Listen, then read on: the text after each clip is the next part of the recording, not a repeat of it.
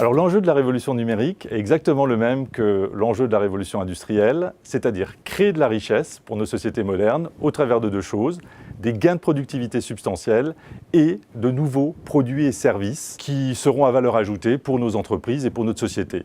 Simplement, ce qu'on constate aujourd'hui, c'est qu'avec le numérique, les gains de performance, de productivité ne sont toujours pas au rendez-vous. C'est ce qu'on appelle le fameux paradoxe de Solow. Et aujourd'hui, l'enjeu majeur est justement d'arriver à créer de la valeur et de la richesse pour nos organisations publiques ou privées.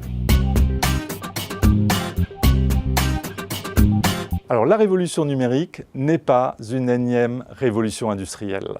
Pourquoi ? Eh bien, comme on le voit au travers des différents séminaires Capgemini Institut, le but est bien de montrer que la pensée, l'approche est différente. On va privilégier une approche systémique versus une approche analytique du monde industriel. Les organisations sont différentes, ce sont des organisations plates, agiles, versus des organisations hiérarchiques. Le focus qui était sur la matière première notamment, là ce sera la donnée. Et enfin les outils. Les outils du numérique sont clairement les outils informatiques.